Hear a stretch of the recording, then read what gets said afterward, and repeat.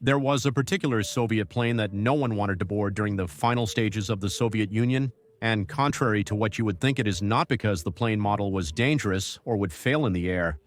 The problem with this plane was the load it used to carry. These planes were called Black Tulip because they were literally the planes of death.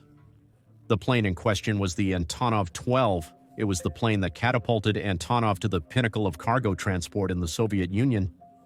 Basically, it was the Soviet C-130 Hercules. It was reliable, versatile, and affordable to fly.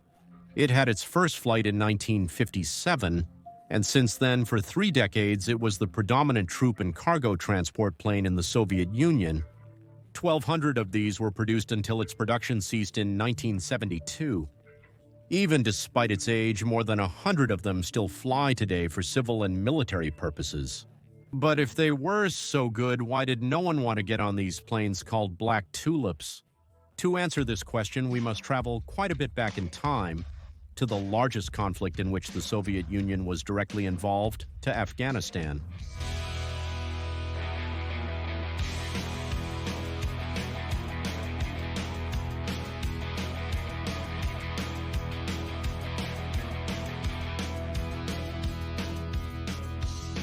Since World War II, the Soviets relied heavily on trains for the distribution of military logistics at each end of their country. But Afghanistan was different. There wasn't enough infrastructure to rely on trains. Afghanistan is a considerably large country, and at that time it only had 5 kilometers of railway tracks. In this conflict, the Soviets would fully exploit the capabilities of the Antonov 12. On December 27, 1979, Operation Storm 333 would be launched, which sought to put someone in power who was sympathetic to Soviet interests in Afghanistan. 48 hours before the operation began, 342 Antonov 12 flights carried armored vehicles, personnel, logistics, and other cargo to the nation to be invaded one after another. At Kabul airport, an Antonov 12 landed every 8 minutes, dropped off its cargo, and returned to the Union of Soviet Socialist Republics for more cargo. By the 27th of December, they had already transported 7,700 troops, 894 armored vehicles, and 1,000 tons of various logistics. Thanks to the Antonov 12, when the time came, Operation Storm 333 was carried out by the Spetsnaz and was a complete success, initiating the Afghan-Soviet conflict. Despite achieving the objectives, the toll of fallen was considerable.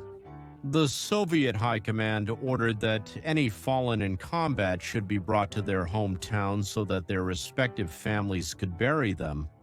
This was a big problem. Think about it a bit. The Soviet Union was a huge country, and no matter how remote the place of origin of the fallen was, the High Command had promised to deliver the bodies to their relatives.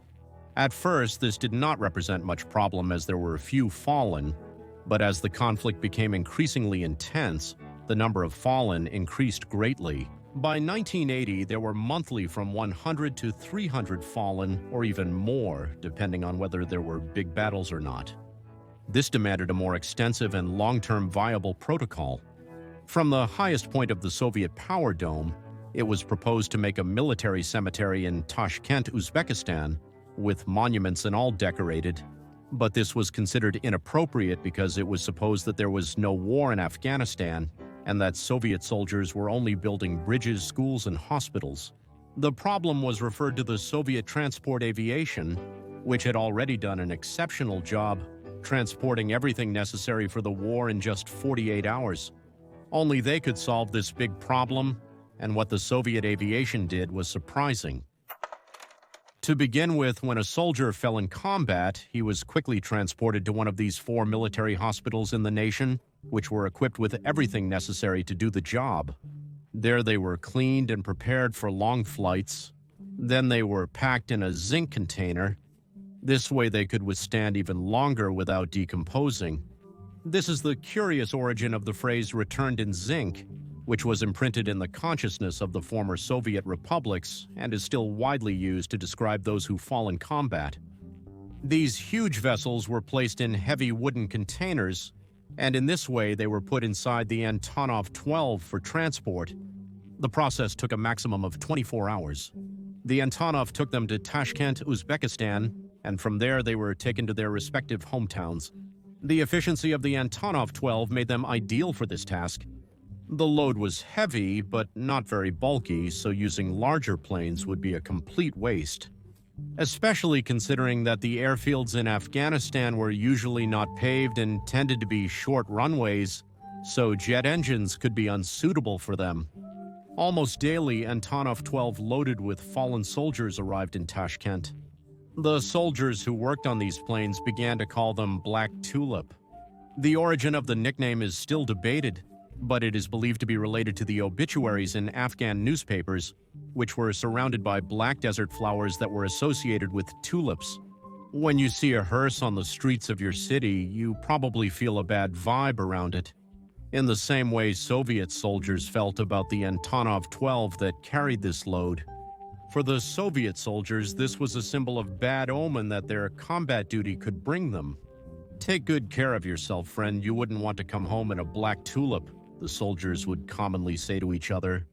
The nickname was spread throughout the Soviet Union by a Soviet singer, Alexander Rosenbaum, who did many shows in Afghanistan to boost the morale of the soldiers. One day he saw a small group of men carrying heavy boxes to an Antonov 12. He started to help them, and after finishing the task, he was stunned as the soldiers told him that the boxes contained containers with fallen soldiers. That same night, he wrote this song.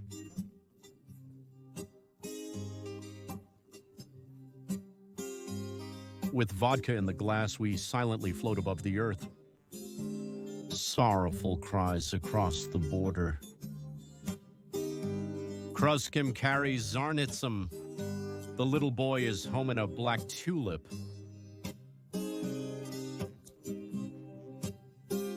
And they go to their beloved homeland to bury in the land forever.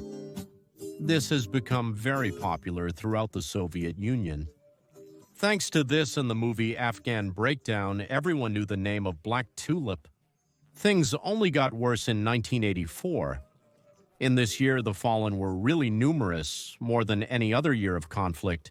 Then again, the system of transporting the fallen had to be restructured. This time they would make it official by issuing Order 200, introducing more standardized instructions and protocols that had to be followed to the letter. On average, a box with a zinc container and its contents weighed 200 kilograms. That's why they started to nickname this type of load as the 200 load. And in turn, the soldiers on the radio called the fallen 200 to confuse the Afghans who intercepted the communications. Instead of saying there are 4 fallen soldiers, they would say there are 4,200. When the conflict ended, the soldiers began to use the 200 code in their daily life, and it began to be used as a slang in Soviet society to describe someone who would be violently uprooted. In one way or another, calling the fallen cargo and not what they are would desensitize the population to what they were really seeing. It's not the same a plane carrying 200 cargo as a plane carrying remains in zinc containers. All of this shows us how truly hard war is. Thank you very much for this video and see you in the next one. Goodbye.